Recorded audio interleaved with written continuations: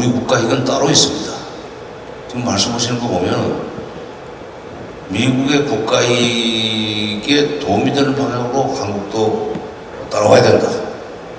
너희들 국가익은 우리가 별로 챙기지 않아도 된다. 그런 말씀밖에 안 된다고 봐요.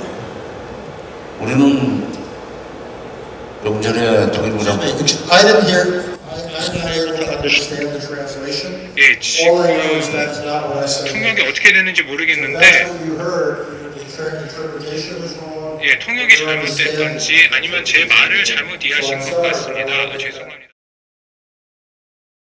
계십니다. We will now have a dialogue session with Jung Se-hyun, former Minister of Unification, and Richard Haas, President of Council on Foreign Relations of the United States. 정세현 전 장관님과 미국 외교협회 리처드 하스 회장님을 큰 박수로 무대로 모시겠습니다.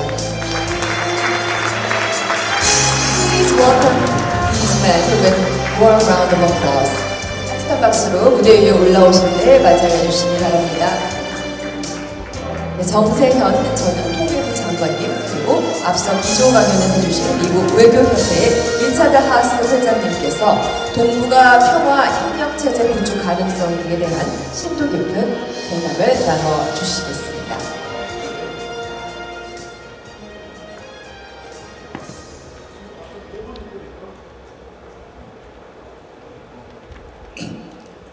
여러분 반갑습니다. 형식은 대담으로 되어 있습니다만은 동향이 좀 나가고 있죠. 실제로는 제가 좀 질문자로 역할을 해야 될 것 같습니다. 왜냐하면은 리처드 하스 CFR 회장님은 미국 외교 정책에 막강한 영향력을 행사하는 분이시기 때문에 이렇게 모셔놓고 1대1로 제가 대답하는 것은 낭비라고 생각합니다.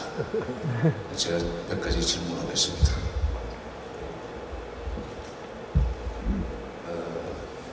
먼저 아까 하스 회장께서 연설을 하실 때 현실적으로 북한의 완전한 비핵화는 좀 어렵지 않겠는가 그런 취지로 말씀을 하신 걸로 기억을 합니다. 우리는 완전한 비핵화를 지금 바라고 있고 또 그게 작년 6월 12일 싱가포르에서의 트럼프 대통령과 김정은 위원장의 합의고 전 세계가 그 6.12 싱가포르 합의가 이행되길 바라는데 하스 회장님께서는 완전한 비핵화는 어렵지 않겠는가. 당연히 되는 것이 좋지만은 어렵다. 그렇다면은 지금 미국의 이른바 싱크탱크 쪽에서는 사실상 북한의 핵 보유를 전제로 한 북한의 핵 관리 그거를 실질적인 목표로 생각하고 계시는지 우리는 매우 궁금하지 않을 수 없습니다. 답변을 좀 부탁드립니다.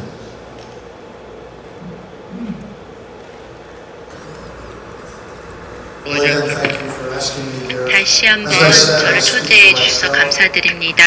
말씀드린 대로 CFR 미국 외교협회를 대변해서 제가 말씀드린 것이 아닙니다. 또 미국 정부를 대표해서 제가 말씀드린 것이 아니고 개인 자격으로서 전 외교관으로서 애널리스트로서 제가 제 의견을 말씀드린 것입니다. 제가 분명히 말씀드린 것은 완전한 비핵화는 바람직하다, 매우 바람직하다 하지만 매우 비현실적이다라고 저는 생각합니다. 싱가포르 정상회담으로 돌아가서 살펴보면 북한은 한반도 완전한 비핵화를 위한 노력을 기울인다라고 나와 있습니다. 이런 목적으로 향하기 위한 노력을 기울인다라고 나와 있는 것은 이것을 완전히 실현하겠다라는 명령이 아닙니다. 나는 골프에서 65점 맞추기 위해서 노력하고 있다. 4마일을 맞추기 위해서 노력하고 있다라고는 할 수 있지만 그것을 반드시 달성할 수 있는 것은 아닙니다. 두 번째로 완전한 비핵화, 한반도의 완전한 비핵화에 대해서 이야기를 한다는 것은 정말 좀 안타까운 구조라고 생각합니다. 왜냐하면 이렇게 말하는 것은 북한이 하는 활동과 미국과 또 한미 간의 관계를 동등한 지위에 놓는 것이기 때문입니다. 그렇기 때문에 북한이 앞으로 갈수록 북한의 핵 프로그램과 미국의 역량, 글로벌 역량을 연계시키려고 할 것입니다. 한반도에 국한된 것이 아니라 미국의 국제적인 역량 그리고 한미 동맹 관계과 연결시키려는 시도가 더 많아질 수 있습니다. 그렇기 때문에 싱가포르에서 말했던 내용과 실제로 이것이 의미하는 바에 대해서는 신중해야 된다고 봅니다. 네, 그렇다면은 지난 2월 28일 미국에서 내놓은 이른바 빅딜, 볼턴 보좌관이 내놓은 빅딜은 완전한 비핵화를 목표로 하는 걸로 봐야 되는데 그건 괜히 한 짓인가 의문을 갖지 않을 수가 없습니다. 빅딜이야말로 볼턴 보좌관이 내놓은 안은 북한으로부터 완전한 북한의 완전한 비핵화를 목표로 해서 북한이 모든 것을 포기하면 그 이후에 미국이 경제 지원이나 수교 같은 것도 해줄 수 있다는 그런 논리였는데 그걸 왜 내놨는지 우리 국민들로서는 완전한 비핵화를 바라는 우리 국민들로서는 의문이 생기지 않을 수 없습니다. 그 빅딜을 왜 넣어놨습니까?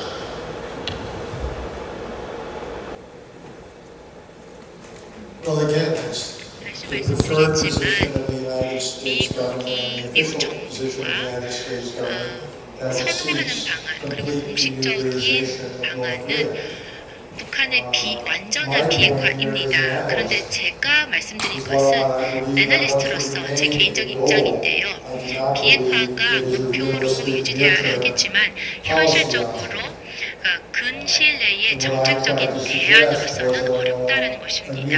그래서 제가 제안하던 것은 근시일 내에 실현 가능한 대안이었고 궁극적으로 언젠가는 완전한 비핵화에 이르기를 희망하고 있습니다. 하지만 현재로서는 만약에 우리가 이런 궁극적 목표만 계속 주장한다면은 완전한 비핵화 없이는 아무것도 우리가 수용할 수 없다라고 계속 주장한다면 외교적인 진전도 없을 것이고 안보 상황이 계속 악화될 것이라고 저는 생각합니다.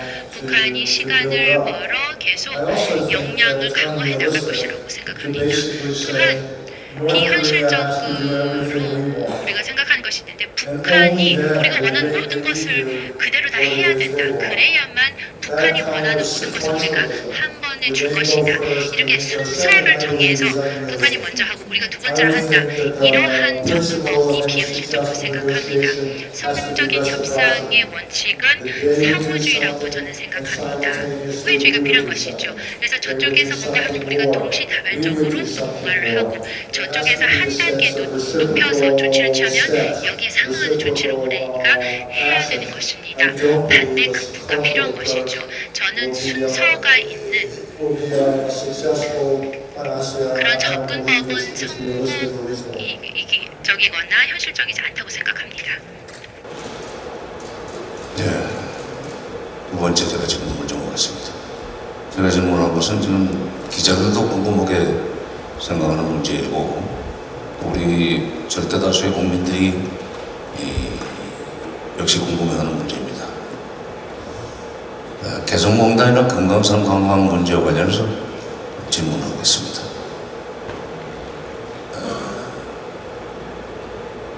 지금 미국 정부는 남북 특히 개성공단 문제 그리고 금강산 관광 관련해서 이걸 자꾸 유엔 제재와 연결시키는데 실질적으로 이것은 유엔 제재에 포함되지 않은 내용입니다. 금강산 관광은 2008년 7월 11일 새벽에 있었던 관광객 피격 사건 때문에 그 다음날 바로 이명박 정부가 내린 대한민국 정부가 내린 행정명령에 불과합니다. 또 2016년 2월 10일 문이 닫힌 개성공단에 대한 조치도 박근혜 정부가 내린 국내적인 행정명령에 불과합니다. 유엔 대북 제재에는 포함되지도 않습니다. 이걸 왜 미국은 막고 있는지, 지금 더구나 김정은 위원장이 트럼프 대통령한테 했던 약속, 더 이상 앞으로 적어도 협상이 진행되는 동안만큼은 핵과 미사일 개발하지 않겠다. 그건 돈이 생겨도 그쪽에 쓰지 않겠다는 얘기입니다. 그럼 개성공단이나 금강산으로 돈이 가도 위험하지 않는 거 아닙니까? 이걸 왜 막고 있는지 개인적이라고 말씀하지 마시고 CFR에 있는 전문가들은 어떻게 생각하고 있는지 그걸 좀 말씀해 주십시오. 그래야 우리도 대책을 세우는 데 도움이 되죠.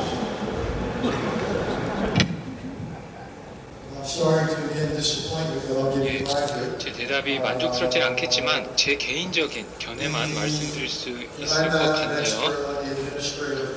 저는 이 개성공단 관련 법에 대한 전문가는 아닙니다. 그러나 미국 정부 입장은 다음과 같다고 봅니다. 제가 방금 말한 것과 관련이 있는데요. 즉 미국이 아무것도 하지 않았는데 북한이 양보를 하기를 기대하는 것은 현실적이지 않습니다. 하지만 반대도 마찬가지입니다.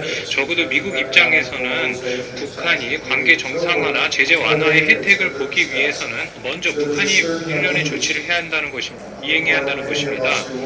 그래서 미국 정가에서는 그리고 미국 전문가들은 이 북미 관계를 상당히 불안하게 보고 있는데요. 특히 남북한 관계가 현재 북미 관계의 틀을 벗어나서, 특히 대북 제재의 틀을 벗어나서 남북관계 대화가 이루어지는 것이 아닌가, 그렇게 우려를 하고 있습니다.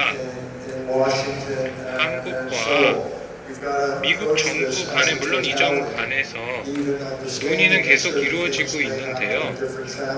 그리고 다른 경로를 통해서 여러 가지 접촉이 있을 수 있고, 그리고 주권 국가가 자기가 맞다고 생각하는 대로 결정을 내리겠지만, 저는 한국과 미국 간에 긴밀한 공자가 있어야 된다고 생각합니다. 왜냐하면 북한이 미국과 한국 중에 유리한 국가를 골라서 대화를 하는 것은 바람직하지 않기 때문입니다. 예, 상당히 중요한 말씀을 하셨습니다. 한미공정 무엇을 위해서 있는 겁니까? 지금 이 시기에 한미공정은 북핵 문제를 풀기 위해서입니다. 그렇다면 미국이 지금 생각하기에 북한 태도가 잘못됐다고 칩시다. 북한의 잘못된 태도를 고쳐주기 위해서라도 남북대화는 활성화돼야 되고, 대화뿐만 아니라 경제협력도 활성화되는 동안에 북한이 우리 말을 들을 수 있다고 저는 생각합니다. 과거의 경험으로 봐서 77년에 통일을 들어가서 쭉 북한을 관찰하고 분석하고 또는 협상의 최일선에서 일했던 경험을 가지고 말씀드리는 겁니다. 하수 회장도 국무부에서 일했던 경험을 가지고 계시기 때문에 현장 경험을 가지고 답변하시겠지만, 문 대통령께서 금년 8일 건축사에서 이런 표현을 쓰셨습니다. 남북관계 발전은 북미관계 개선의 종속 변수가 아닙니다. 저는 그 순간, 그 연설을 듣는 순간 매우 통쾌했습니다. 남북관계가 한 발 앞서가면서 북미관계 개선을 시킬 수 있는 그 여지를 키워나가고, 그렇게 해서 북핵 문제 해결에 디딤돌을, 벽돌을 한 장씩 두 장씩 쌓아 올려갈 수 있는 그런 정책을 추진할 수 있겠구나. 근데 바로 남북관계와 북미관계는 항상 같이 가야 된다는 한미공조론이 나오면서 대통령의 그런 정책 의지는 한 걸음도 앞을 내딛지 못하고 있습니다. 언제까지 우리가 이렇게 북미관계 개선되기 전에 남북관계 개선해서는 안 된다는 식의 공조론에 얽매여 살아야 되는지, 그게 북핵 문제 질문입니다. 북핵 문제 해결에 그런 그 2인 삼각 내지는 2국 삼각 정책이 과연 도움을 줄 수 있겠는가? 북한의 태도 변화를 뭘로 유도하려고 그러는지 미국 측에 좀 생각을 말씀해 주십시오.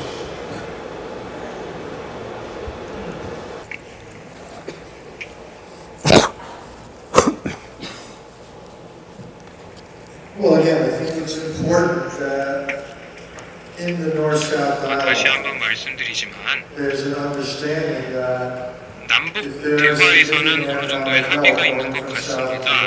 즉, this 북한을 will use 상대로 some 상당한 pressure on the North. 경제 지원을 할 경우 And that's why, again, 적어도 미국에서는 그렇게 되면 또 북한이 제대로 조치를 이행하지 않을까라는 생각이 있습니다. 북한에 대한 압박이 느슨해진다는 거죠. 그 점에서 한국과 미국 간의 협력이 중요한 것입니다. 물론 어느 정도는 북한 내에서 경제적인 활동 아니면 남북 간의 경제 협력이 있는 것이 바람직하겠죠. 그러나 이와 같은 남북 경협을 추진함에 있어서 이 남북 경협이 어떠한 함의를 가지고 있는지 반드시 생각해야 된다고 생각합니다. 예를 들어서 남북 경협이 이루어지면 이것이 북한의 핵 프로그램에 어떤 영향을 미칠지 꼭 생각해야 한다고 생각합니다. 한 발짝 뒤로 서서 좀 큰 틀에서 볼까요?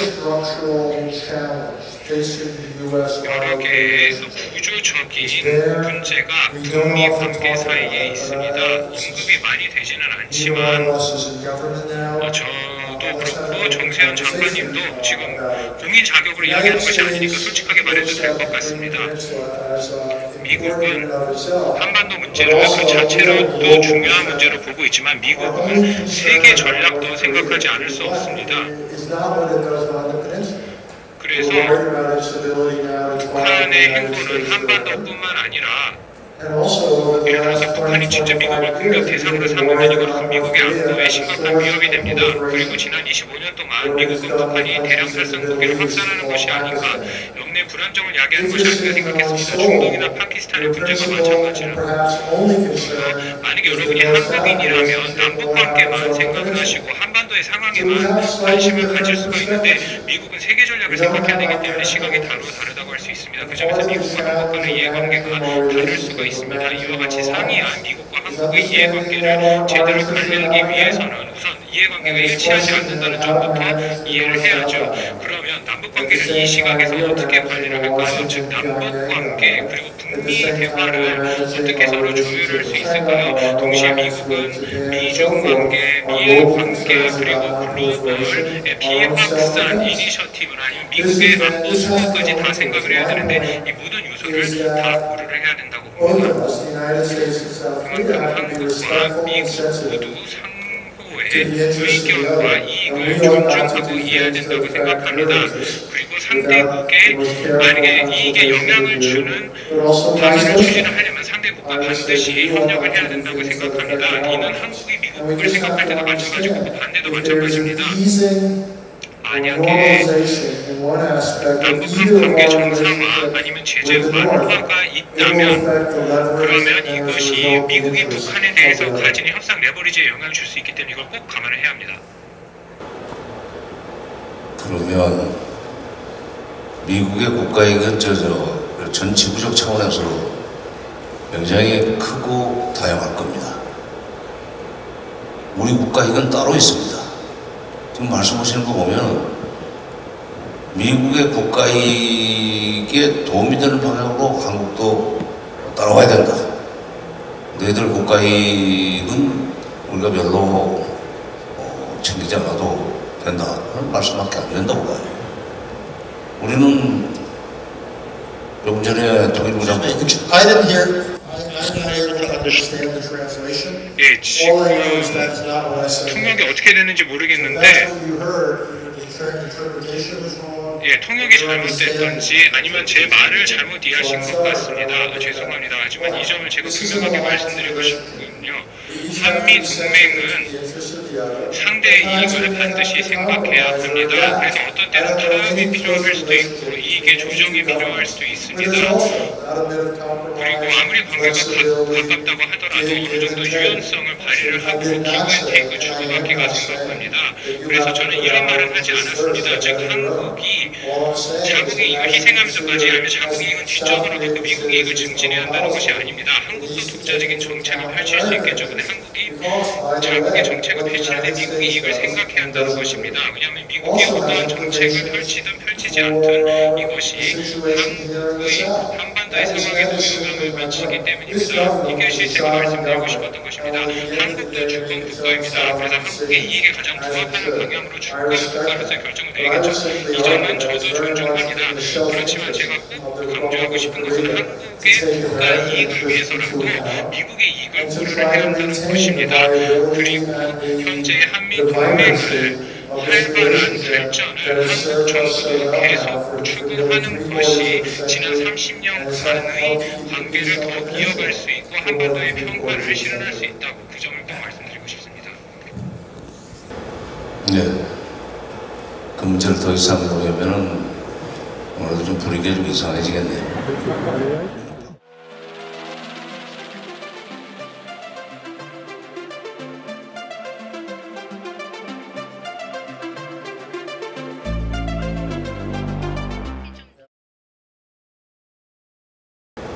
네. 그 문제를 더 이상 놓으면은 오늘도 좀 분위기가 좀 이상해지겠네요. 바꾸겠습니다. 내일 시진핑 주석이 평양을 갑니다. 제가 볼 때는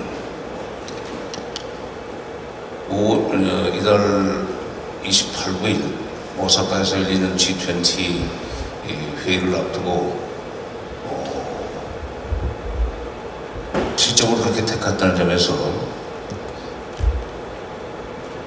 북미 미중 간의 무역 갈등이라고 할까. 또는 솔직히 말하면은 미국의 대중 경제 압박 이걸 피해 나가기 위한 일종의 카드를 하나 만들기 위해서 평양에 가는 걸로 저는 보입니다. 근데 대부분 지금 우리 정부에서도 북핵 문제 해결에 도움을 줄 거라고 이렇게 얘기를 하는 것 같은데 그게 덕담인지 실질인지 제가 모르겠습니다. 근데 하스 회장께서는 시진핑의 방북이 북핵 문제 해결에 도움이 되리라고 보시는지 아니면은 그것과는 무관하게 미중 간의 이 밀고 당기기 해서 중국이 카드를 하나 주기 위한 것인지 어떤 식으로 이해를 하시는지 궁금합니다.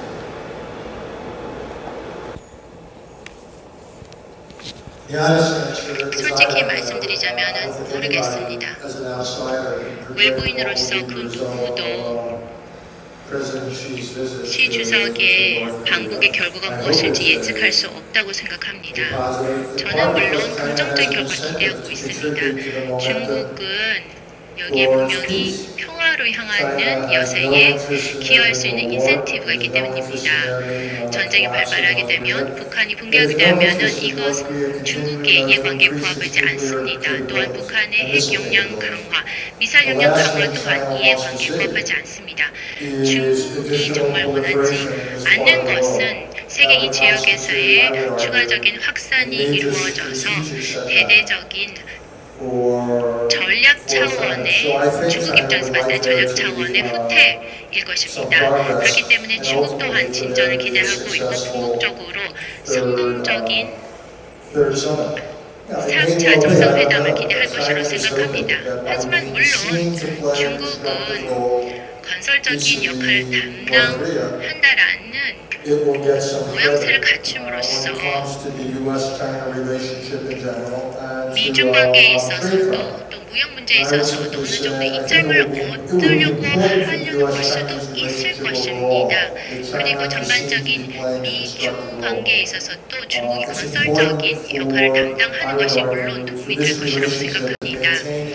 이 관계 관계에 있어서 중요한 것은 협력의 분야를 할 수 있는 분야를 계속 유지하는 것입니다. 새로운 냉전 시대가 미중 간에 노래하는 것을 절대로 정언하지 않습니다. 현재로서 현 시대 가장 중요한 양적 관계가 있다면 미중 관계일 것입니다.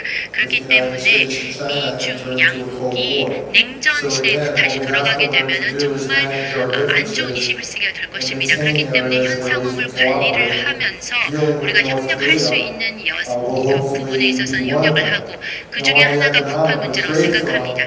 경제, 교역 영역에 있어서는 엄청난 차이 또는 이슈들이 미국과 중국 간에 존재합니다. 제가 보기에는 미국이 이것을 간과할 준비는 되어 있지 않은 것 같습니다. 중국이 단순히 좀 도움이 되는 북한 문제에 있어서 도움이 되는 역할을 담당한다고 해서 이것을 간과하지는 않을 것입니다. 여러 분야에 있어서 남중국해 문제라든지 국내 위구르족에 대한 탄압이라든지 이런 부분에 있어서 미국이 중국이 하는 활동에 대해서 좋아하지 않고 있습니다. 반대하고 있습니다. 그리고 한반도 문제와 미중 관계를 이렇게 연결을 하면서 살펴보면은 우리가 경쟁할 수 있는 부분에 경쟁하고 의견이 불일치하는 부분에 대해서는 의견이 계속 불일치하고 하지만 의견이 일치할 수 있는 부분에 대해서는 일치를 하겠다는 것입니다.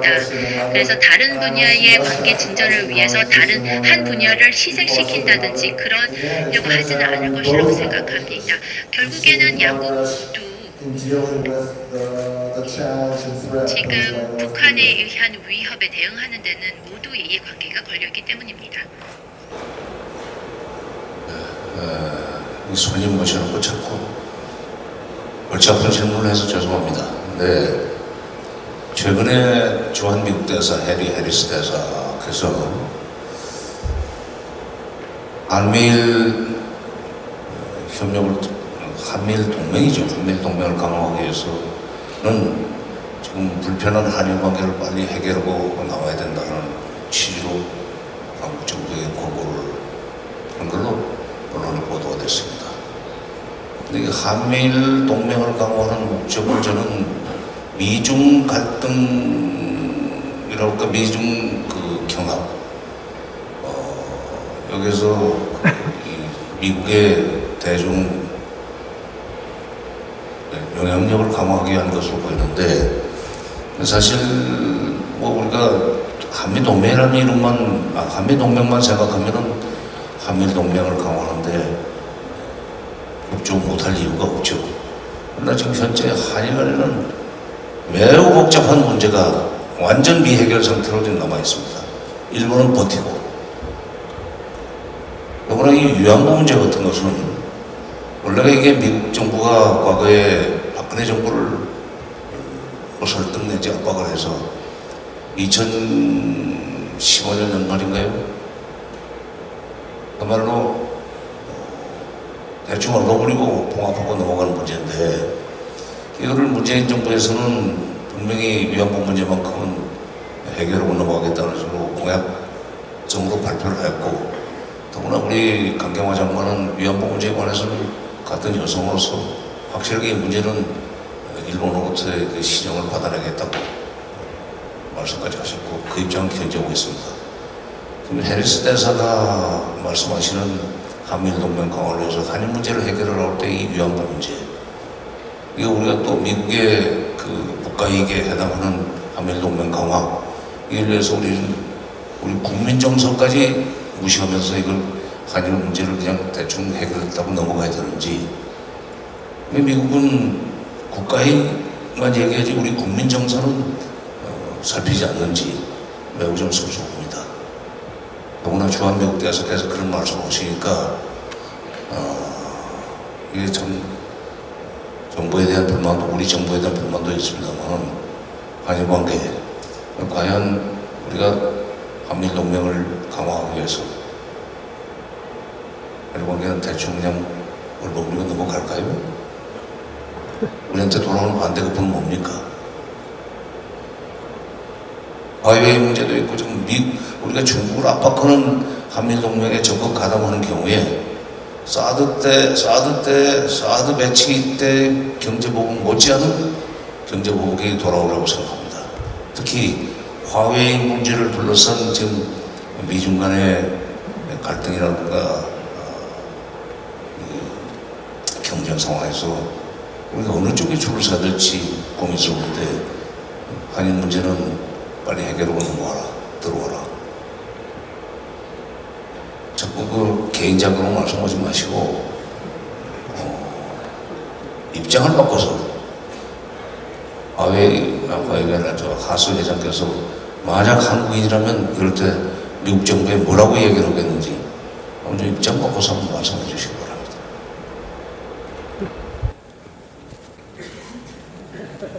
I wouldn't presume to sit here and speak as if I were South Korean. 제가 한국인 입장에서 말을 할 수는 없을 것 같습니다. 제가 한국을 방문하고 있지만 미국 시각을 말씀드릴 수밖에 없을 것 같은데요. I essentially agree with Ambassador Harris. My argument would be that a better relationship between South Korea, the people of the Republic of Korea and Japan is not a favor due to the United States. It's not a favor people here would do for the people of Japan or the people of Japan would do for here.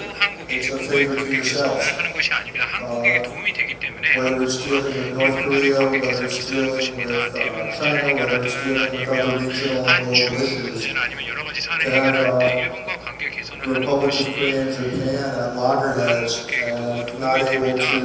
한국과 일본 사이의 관계가 교착 상태에 있으면 이런 글로벌 문제를 해결하는 데 도움이 되지 않습니다. 그러면 양국의 모두에 부합하지 않습니다. 물론 한국 시민들이 과거사 문제에 대해서 얼마나 심각하게 생각하고 있는지는 알고 있습니다. 그리고 저도 과거사 문제에 대해서는 알고 있습니다. 왜냐하면 저는 북 아일랜드 미국 정부 대표였거든요. 그리고 북 아일랜드 문제에 협상에 있어서 과거 영국과 북 아일랜드 간의 복잡한 과거사 문제를 해결하는 것이 저에게 주어진 직무였습니다. 즉 양측 간에 갈등과 대리, 불신을 거두는 것이 제 임무였는데 제가 국제 조정 역할을 맡았지만 결국 성공하지 못했습니다. 그래서 북아일랜드와 영국 간의 원칙적으로는 합의를 이루었다고 하더라도 실제로 이행되지 않는 경우가 많습니다. 그 점에서 과거사 문제가 얼마나 외교적으로 어려운지 그리고 한국과의 시민에게 민감한 문제일 수 있는지 알고 있습니다. 그렇지만 저는 해리스 대사님의 생각을 대신해서 말씀드릴 수는 없고요. 제 생각을 말씀드리자면 한국과 일본 사이에 지난 몇 년간의 대화를 보면 어느 정도 합의가 이루어진 것이 아닌가 싶습니다. 그런데 이런 합의가 최근에 와서 좀 약화되지 않았나 싶고요. 미국 입장에서 보면 한국과 일본 간의 관계가 복구되어야 한다고 생각하고 있습니다. 최선을 다해서 복구해야 하는데 왜냐하면 이미 일본과 한국 모두 공동의 도전과제를 안고 있기 때문입니다. 자꾸 중간 입장에서는 말씀하지 마시고 이 한일 간의 과거사 문제는 솔직히 일본이 사과하면 끝나는 겁니다. 돈 달라는 것도 아닙니다.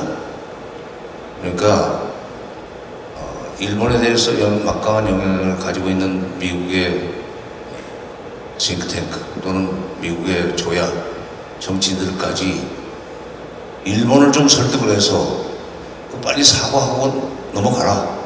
일본이 사과하면 한일 관계는 복원이 된다. 그렇게 한미일 동맹을 확실하게 강화하고 미국의 세계 전략에 도움이 된다. 그렇게 좀 말할 수는 없을까요? 일본을 설득을 해서 일본을 하여금 과거사 문제와 관련해서 허심탄회하게 사과하도록 그 말장난하지 말고 앞으로 돌아가시면 그렇게 일본에게 거꾸로 하실 수 있는 의향은 없으신지. I am confident that the Japanese have a pretty 예, 일본도 한국의 과거사 문제에 대한 한국 정부 입장은 잘 알고 있다고 생각합니다. 그 반대의 경우도 마찬가지고요. 한국도 일본의 입장을 잘 알고 있다고 생각합니다. 저는 직업 외교관은 이제 더 이상 아닙니다. 공인도 아니고요. 그리고 여러분, 오늘 질문을 보면 상당히 이 한국의 주권이나 아니면 자주성, 한국의 국익에 대해서 민감하게 아주 중요하게 생각하시는 것 같은데요. 그런데 저는 미국 시민입니다. 미국의 영향력을 행사해서 어떤 일본의 주권을 생각을 간과하면서까지, 일본의 주권을 간과하면서까지 과거사 문제 가지고 일본을 설득해야 된다고 말씀하시는 것 같은데요. 그래서 근데 한국에게는 미국이 이렇게 얘기하고 일본에게는 다른 말을 하고, 그거는 그런 외교노선은 견지하지 않았습니다. 미국의 입장은 한국과 일본이 서로 간에 합의를 이루고, 특히 과거사 문제에 대해서, 복잡한 여러 가지 과거사 문제에 대해서 모두가 수용할 수 있는 합의에 도달해야 한다는 것이었습니다. 그러나 미국이 일본이든 한국이든 한쪽에게 이렇게 해라, 이렇게 하면 좋을 것 같다, 그렇게 말할 수 있는 입장은 되지 않습니다. 그래서 일본에게는 어떤 말을 하고 한국에게는 다른 말을 할 수 있는 그런 입장은 되지 않습니다. 그리고 한국과 일본 간에 화해를 하는 것은 양국 간에 맡겨진 문제입니다. 그리고 미국은 한국과 일본에게 일관된 입장, 메시지를 보내고 있습니다. 즉 모두가 서로 간의 과거 문제에 대해서 합의를 이루한다는 겁니다. 그러면은 남북 관계에 대해서도 중립을 지켜주실 수 있습니까? 네.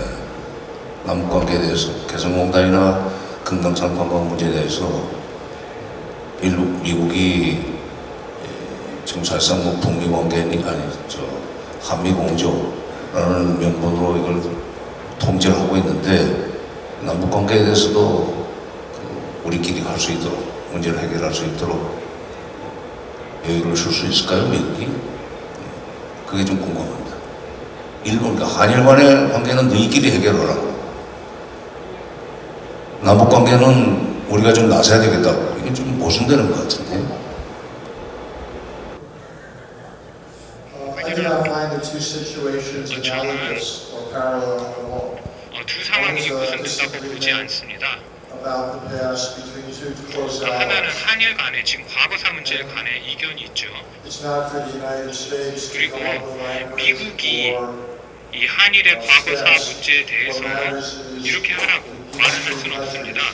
come up with language 미국은 that 한일이 협력해서 진심으로 서로 간에 동조를 해야 한다고 생각합니다. 양국 간이 모두 만족할 수 있는 합의의 한일이 이루어간다고 생각합니다. 그리고 한반도 문제에 대해서 미국이 자유로울 수 없는, 중립적일 수 없는 이유가 첫 번째는 바로 한미 동맹이 있고요.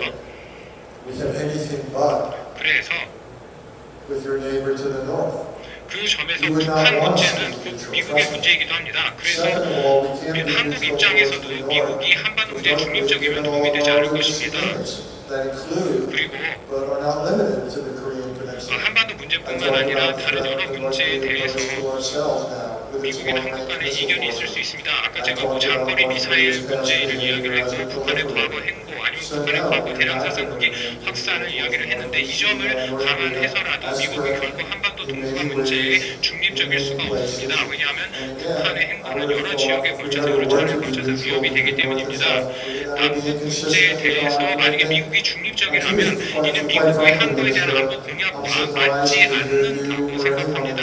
그 점에서 장관님이나 아니면 한국 사람이 미국이 한반도 문제에 중립적이어야 한다고 이야기를 하면 저는 그것이 이해가 되지 않을 것 같습니다. 왜냐하면 미국이 한반도 문제에 중립적이면 성공적인 현재의 한미 동맹에 도움이 되지 않기 때문입니다. 그래서 지난 75년간 계속해온 이 얘기에도 도움이 되지 않는다고 생각합니다. 근데 뭐 중립이고 뭐고 모든 걸 갖다 동맹으로 정당화하시려고 하는 경향이 좀 있는데, 미일 간에도 동맹이지 않습니까? 근데 일반적으로 제가 느끼기에는 이 위안부 문제를 대충 퉁치고, 한국식으로 한다면 퉁치고 넘어가라고 하는 것이, 그런 요구는 2015년도 10월 달부터 미국에서 나온 걸로 제가 기억을 하고 있습니다. 당시에 동아태 차관보가 한국에 와서 빨리 해넘기기 전에 위안부 문제라든지 이런 등등 과거사 문제를 빨리 해결하라. 그렇게 해서 얘기가 나온 뒤에 미국의 동맹이 요구하는 거라는 이유로 해서 우리 당시 박근혜 정부가 그걸 대충 덮었습니다. 다 해결됐다고 치고 합의서를 만들었죠. 그리고 그 합의서의 특징 하나는 이 문제는 불가역적으로 해결됐다. 이런 식으로 표현까지 넣습니다. 그래가지고 그 합의서가 채택된 것이 2015년 12월 28일인데 바로 오바마 대통령한테서 전화가 오고 박근혜 대통령한테 수고했다. 또 국무장관도 우리 외교부 장관에게 전화를 한 걸로 알고 있습니다. 당시 유엔 사무총장 반기문 총장도 우리 대통령한테 수고하셨다고 축하한다고 전화를 했던 걸로 기억을 합니다. 근데 그게 무리였었어요. 그때는 동맹이라고 해서 그걸 빨리 해결하라고. 지금 와서 제가 일본도 좀 그렇게 설득을 해서 우리 국민들의 절절한 요구인 과거사 문제에 대한 사과, 이거 빨리 해결하고 넘어가라 라고 말씀하실 수 없냐 그랬더니 주권에 개입할 수 없다는 식으로 한다면은 지금 우리는 뭘 믿고 살아야 됩니까? 동맹이라는 말로 해서 무조건 미국 말 따르라고. 또 동맹이기 때문에 우리 문제도 좀 풀어달라. 일본 편만 듣지 말고. 거기에 대해서는 또 중립을 지키겠다고.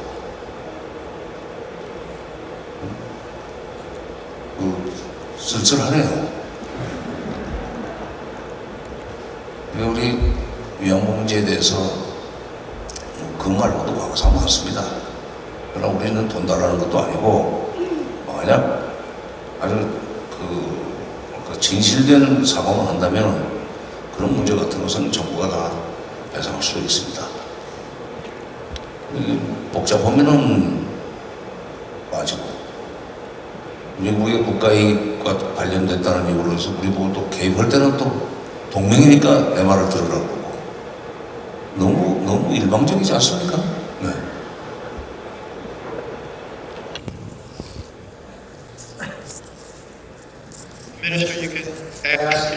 장관님께서 같은 질문을 여러 번 거듭하셔도 되겠지만 제가 다른 답변을 드릴 수 있는 입장이 되지 못합니다. 저는 이것이 한일 양국의 이익에 부합한다고 생각합니다. 그것이 미국의 입장입니다. 제가 정부 관료로서 일을 할 때도 기억을 하는데 이 이슈가 얼마나 중요한지 그 강도를 이해를 했습니다. 하지만 이 현안은 미국이 역사적으로 관여한 이 관계자가 아니었고 한국과 일본 양국이 상호 수용 가능한 언어 행동에 대해서 합의를 도출할 문제입니다. 몇 년 전에 그런 시도가 있었고 한국 정부가 다 입장을 또 달리 하게 되었습니다. 지금 질문하시는 그 내용 자체가 부적절하다고 생각합니다. 미국이 한국으로 하여금 일본과 어떤 합의를 하도록 강요해서는 안 된다고 생각합니다. 마찬가지로 한국도 미국에게 그런 입장을 강요해서는 안 된다고 생각합니다. 양측에서 서로 허용하지 않을 것으로 생각하고 솔직히 좀 놀랍고 의아스러운 그런 생각이 드는데요. 앞서 제가 여러 차례 이미 언급을 했음에도 불구하고 이 양국 간의 우리 양국 간의 관계에 대해서 근본적인 질문을 계속하고 계십니다. 그렇기 때문에 이것은 장관님의 개인적인 의견이 아닐까라는 생각을 하게 됩니다. 대표성이 없는 의견이기를 희망합니다.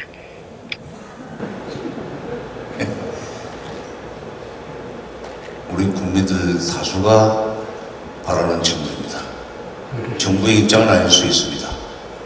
그러나 저는 이 한일 문제와 관련해서 미국이 너무 일방적으로 일본 편을 든다는 생각은 지금도 지울 수가 없습니다. 더 이상 문제 보완해야 되겠습니다.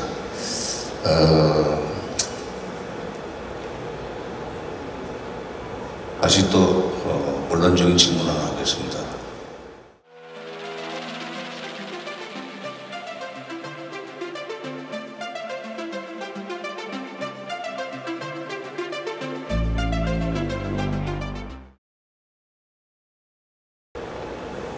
북한의 비핵화, 지금 완전한 비핵화는 현실적으로 없다는 말씀을 이미 하셨기 때문에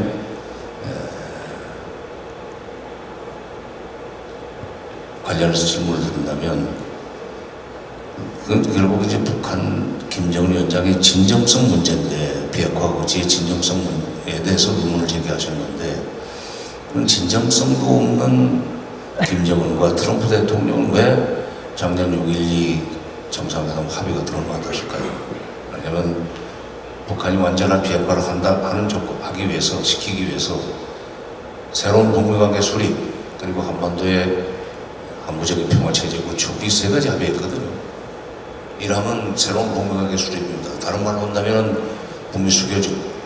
이항이 한반도 한부적 평화체제 구축입니다. 세 번째가 한반도의 완전한 비핵화입니다. 트럼프 대통령은 김정은 위원장의 진정성을 믿었기 때문에 본인도 진정으로 비핵화 수교해주고 평화체제 구축해줘서 해주려고 했던 거 아닌가.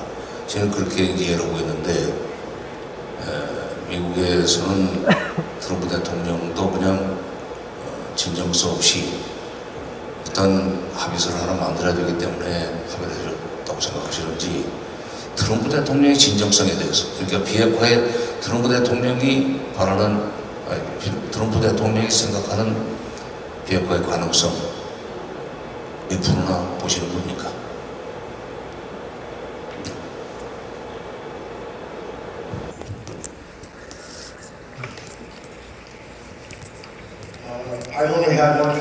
저는 트럼프 대통령을 만난 것이 한 차례에 불과합니다. 그리고 이 비핵화 문제에 대해서는 한 차례만 이야기를 했었는데요. 2년 반 전이었습니다. 그동안 생각이 어떻게 트럼프 대통령 생각이 어떻게 달라진지 모르겠습니다만 외교 정책의 옵저버로서 제가 말씀드리자면은 트럼프 대통령은 진정성이 있다고 생각합니다. 저는 사람들이 말하는 그대로 믿는 경향이 있습니다. 물론 나중에 이제 실망을 하는 경우도 있겠지만 어쨌거나 한번 말한 내용에 대해서는 그 진정성을 믿습니다. 트럼프 대통령이 비핵화를 원한다라는 사실에 대해서는 저는 진정성이 있다고 생각합니다. 이것이 한미 양국의 이익에 부합하기 때문입니다. 그리고 이것은 북한의 이익에도 부합한다고 했습니다. 비핵화를 통해서 극적으로 분쟁의 가능성 줄어들 뿐만 아니라 굉장히 다양한 경제 혜택이 북한에게 들어갈 수 있기 때문이라고 했습니다.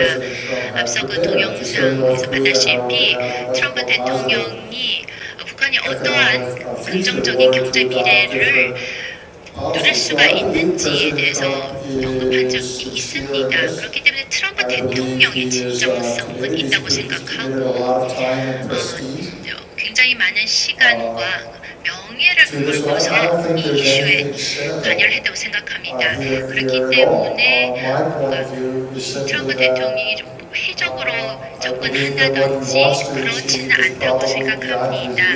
그런데 트럼프 대통령이 달성하기를 원하는 것은 사실 본인이 이루기에는 좀 어려울 수도 있다는 생각이 듭니다. 그리고 다른 대안들이 고려가 되고 있는 것입니다. 앞서 말씀드린 대로 두 가지 제가 정말 피하고 싶은 상황이 있습니다. 하나는 전쟁, 그리고 두 번째는 아무런 외교 진전이 없는 상황, 표류 상태를 저는 피하고 싶습니다. 그동안 북한이 시간을 벌여서 핵, 미사일, 역량을 계속 개발할 수 있기 때문입니다. 그렇기 때문에 물론 저도 비핵화를 원하지만 현재로서는 근실내에는 비현실적이라고 생각하고 있기 때문에 다른 수위가 낮은 외교적인 접근 방법들을 현재로서 제가 제안할 것입니다.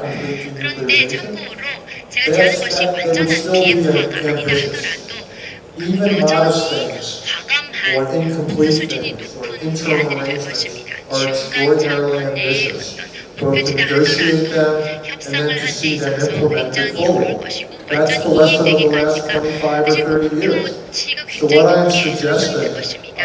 지난 몇 년에 걸쳐서 이런 현상을 저희가 지켜왔습니다. 그렇기 때문에 현실성이 있지만 그래도 여전히 목표 수준이 높은 야심찬 북한 핵 프로그램에 대한 해결책들을 제가 제안을 한 것입니다. 그 위협을 줄일 수 있는 대안들을 제하는 것이죠.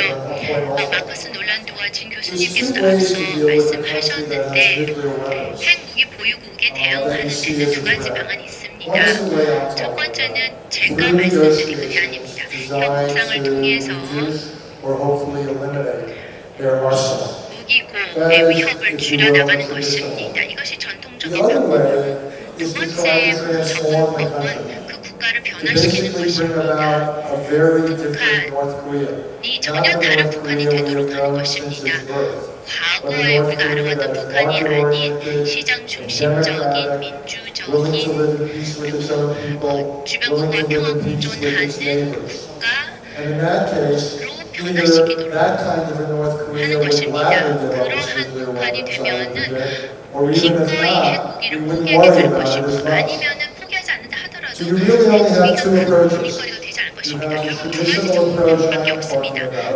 제가 말씀드린 전통적인 외교적인 접근법보다는 더 야심찬 두 번째 접근법인 국가 변화의 접근법이 있습니다. 굉장히 다른 북한을 만들고자 하는 노력입니다. 신 교수님께서는 좀 긍정적으로 그 가능성에 대해서 말씀을 하셨는데 이 접근법에 대해서 저는 조금 회의적입니다. 신 교수님의 주장이 맞기를 저는 바라고 있는데요. 하지만 현재로서는 전통적인 접근법을 고려해야 된다고 생각하고 사실 논의가 이런 여러 접근법에 대한 논의가 이어나가는 것이 중요한 것 같습니다. 제재 완화와 함께 북한의 군사 위협 완화를 상호 조치로서 연계해야 된다고 저는 생각합니다. 그런데 앞서 교수님께서는 제재를 완화해서 변화의 역동성을 키워나가야 된다라고 주장하셨습니다. 전혀 다른 접근법이죠. 누가 그러려고 말씀드린 것은 아닌데 정말 우리가 의견을 교환할 수 있는 여지가 있다. 그 대화가 중요하다라고 지금 말씀을 드린 것입니다. 마커스 놀란드 박사님도 같은 얘기를 하셨습니다. 여러 가지 접근법들을 고려하고 경제 지원을 더욱 확대해 나가는데 그 대신에 북한이 공작적 조치를 취하도록 해야 됩니다. 그리고 어떤 경우에는 상대방이 행동을 단기적으로 변하지 않는다 하더라도 경제 지원을 요구함으로써 변화와 역동적인 변화를 계속 촉진을 해야 된다는 우리가 고려를 해야 된다고 생각합니다. 북한이 꼭 유효할지 모르겠지만 외교 분야에 있어서는 합리적인 논의 주제라고 생각합니다. 근데 그 변화는 뭐 당연히 북한이 변화해서 그 국제사회에 책임 있는 성원이 되면은 그 자체가 평화를 의미하는 거죠. 근데 지금 북한의 핵 문제와 관련해서는 지금 미국의 특히 트럼프 대통령이 최근에 내놓는 하시는 말씀을 보면은 완전히 딴소리를 하고 있어요.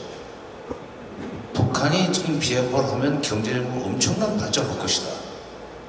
이 경제적 발전이 보장되는 비핵화를 해야 된다는데 그게 미국 국민들한테는 말이 된다고 생각하는지 모르지만 이 북핵 문제의 발생 원인을 생각하면은 그건 해법이 아닙니다.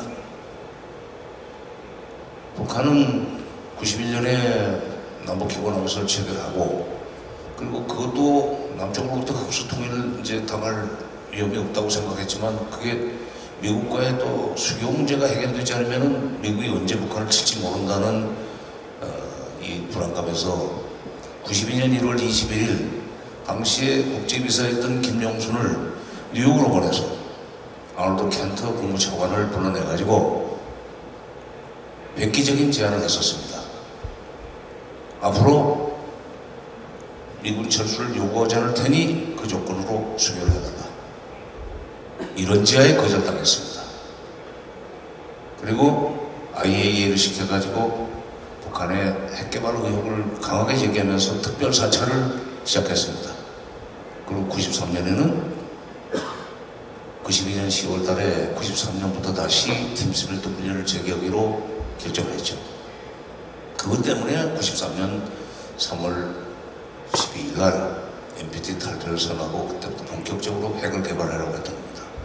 말하자면 미국으로부터의 체제 안전 보장을 간절히 바랐는데 그걸 안 해주고 군사적으로 압박을 제기하니까 그렇다면 우리 자유수단이 있어야 된다라고 생각하고 해결해봐야 했던 겁니다.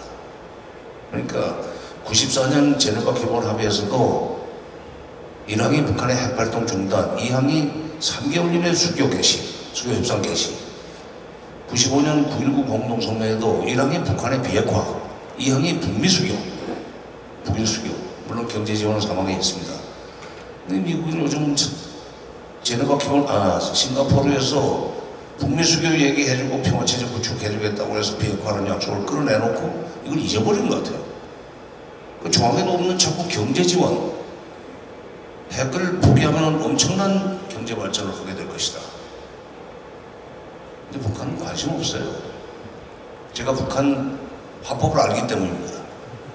북한은 지금 체제 안전이 제일 중요합니다. 경제는 그 다음 문제입니다.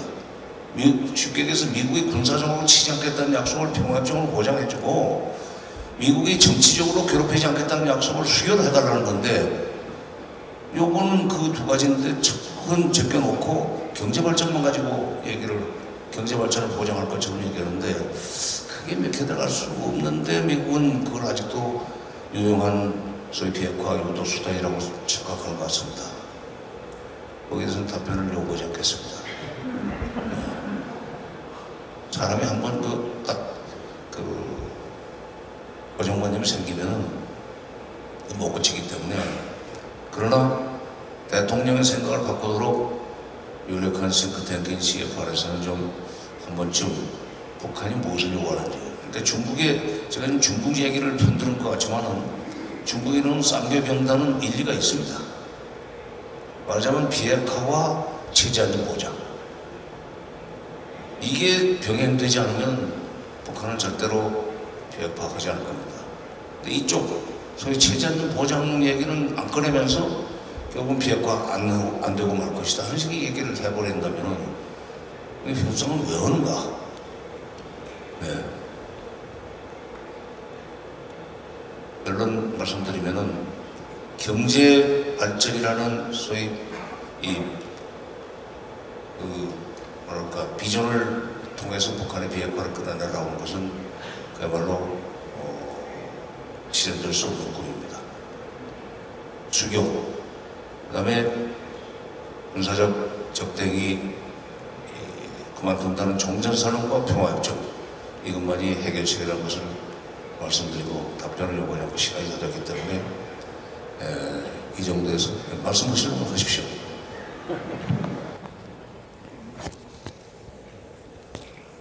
Yeah, I just make 1 or 2 points because I didn't hear a question. 예, 질문이 없었던 청중으로부터는 질문이 없었던 것 같은데 아무튼 한국과 미국이 북한을 바라보는 시각이 아주 다른 것 같습니다. 그리고 미국의 행보가 미국의 조치에 대한 반응이라고 생각하는 분도 있을 것 같은데 북한이 무조건 미국의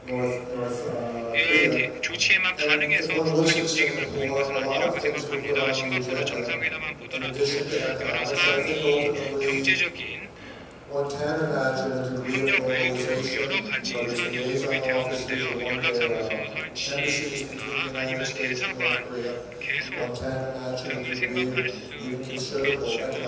아니면 상당한 수준의 경제적 교류가 북미 간에도 이루어질 수 있습니다. 하지만 동시에 원전은 아니라고 하더라도 적어도 동시에 북한의 군사적 문제, 북핵 문제도 다루어야 합니다. 즉 군사적 문제로 하면 미국의 핵 미사일 위협입니다. 그런데 북한의 재래식 위협에 대한 언급이 오늘 포럼에서 거의 나오지 않은 것이 좀 미안한데요. 아직도 상당한 재래식 위협을 계속적이게 가하고 있습니다. 그리고 미국은 북한을 공격할 어떠한 의도도 없습니다. 터무니없는 생각이라고 생각합니다. 그냥 북한은 미국에게 그만한 위협이 되지 않기 때문입니다. 그러나 미국이 전 세계에서 가장 군사화된 국가임에는 사실입니다. 그리고 아직도 심각한 재래식 위협을 북한이 DMZ 부분에 가하고 있습니다. 수천 분의 장사정 포를 북한이 보유를 하고 서울을 위협하고 있고요. 그래서 완전한 관계 정상화를 위해서는 이와 같은 재래식 위협 문제부터 외교적으로 해결해야 된다고 생각합니다. 그래서 지난 몇 년간 북한의 핵 문제에 대해서 우리가 초점을 맞춰왔는데, 하지만 그 못지않게 북한의 재래식 위협도 우리가 반드시 생각하고 있어야 한다고 생각합니다. 이와 같은 재래식 위협은 한국뿐만 아니라 전 세계에게도 심각한 문제입니다. 그리고 만약에 북한이 자신의 행보를 바꾼다면, 입장의 변화가 있다면 북한의 이러한 변화는 외교적으로 동반부 차원에서 그리고 경제적으로도 북한에게 이르게 될 것이라고 생각합니다. 그리고 미국은 이와 같은 가능성에 대해서 대단히 열려 있습니다. 왜냐하면 계속된 적대 관계를 미국도 바라보지 바람직하다고 생각하지 않기 때문입니다.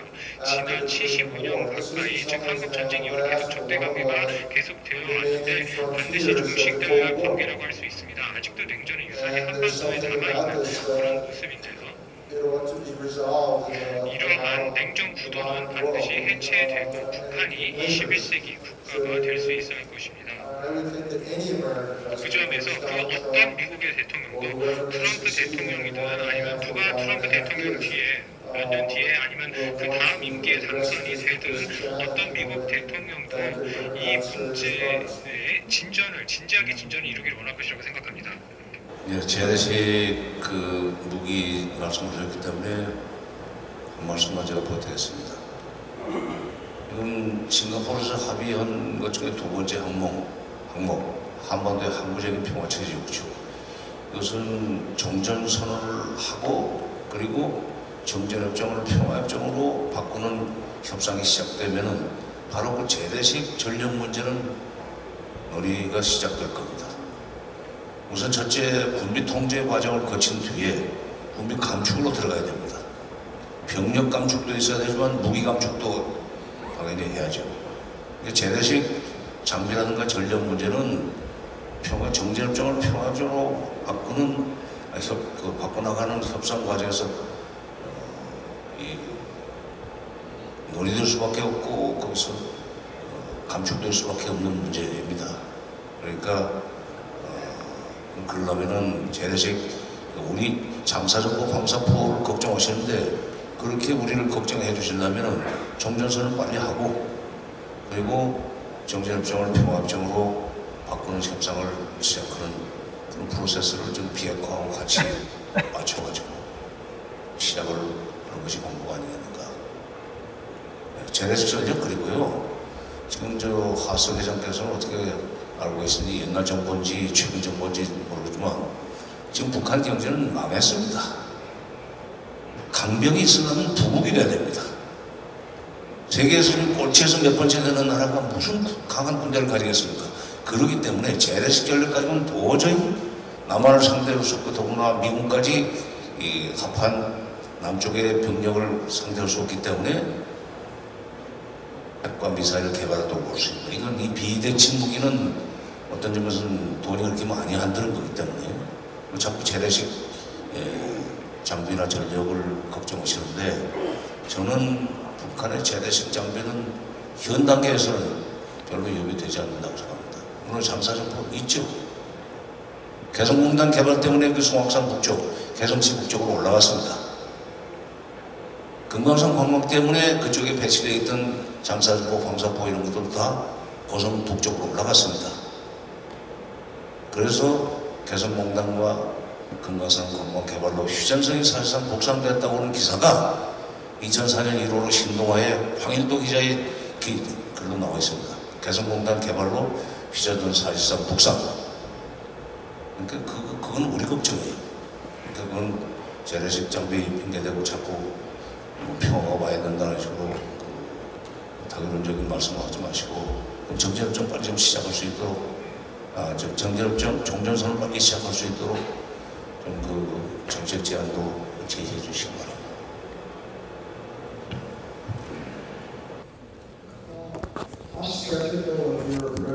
그런 접근법에 대해서는 저는 좀 회의적입니다. 미국에는 이런 표현을 쓰시죠. 말하기는 쉽다. 말은 쉽다라는 것입니다.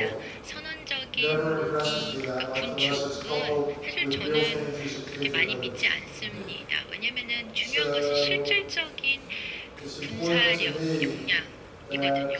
그렇기 때문에 법적인, 정치적인 한반도상의 제도가 진행될 때에는 그 밖에 다른 측면, 군사적인 상황의 변화도 동반되어야 된다고 생각합니다. 단순히 전쟁 종전 선언을 한다고 해서 전쟁을 치를 수 있는 능력이 사라지는 것이 아닙니다. 여기에는 정말 우리가 신중할 필요가 있습니다. 제 목표는 현재 상황을 가능한 한 정상화하는 것입니다. 궁극적으로 통일의 문제는 물론 한국이 스스로 결정할 문제입니다. 하지만 그동안에는 단기적으로는 비핵화뿐만 아니라 역량과 한반도의 긴장의 완화가 우선시되어야 된다고 봅니다. 그런데 여기에서 말이 곧 현실을 의미하지 않습니다. 우리가 진지한 협상에 또한 임하면서 동시에 지금 말하는 그대로 지켜지는지를 살펴봐야 합니다. 근데 지금 시간적으로 좀 벌써 끝났기 때문에 시간이 지났기 때문에 여기서 마쳐야 될 것 같습니다. 그러나 제 생각은 밤샘 토론이든지 끝장 토론 한번 했으면 좋겠는데 주최 측의 일정 때문에 주최 측의 일정 때문에 여기서 그쳐야 되는 거 아닌가 하고 총사회자한테 마이크를 넘기도록 하겠습니다. 네, 두 분 감사합니다. 정세현 전 장관님 그리고 미국 외교협회의 리처드 하스 회장님 대담에 열정적이고 성실하게 임해 주셔서 대단히 감사합니다. 여러분 큰 박수 부탁드리겠습니다. 감사합니다. 유익한 시간이었습니다. 저희께서 북한 평화 협력체제 유지 가능성에 대한 심도깊은 이야기 저희에게 나눠주셨습니다. 감사합니다. 이제 자리로 돌아가시면 되겠습니다. 그리고 지금 함께하고 계시는 여러분께서도 저희가 준비한 오전 강연이 유익하셨는지 모르겠습니다.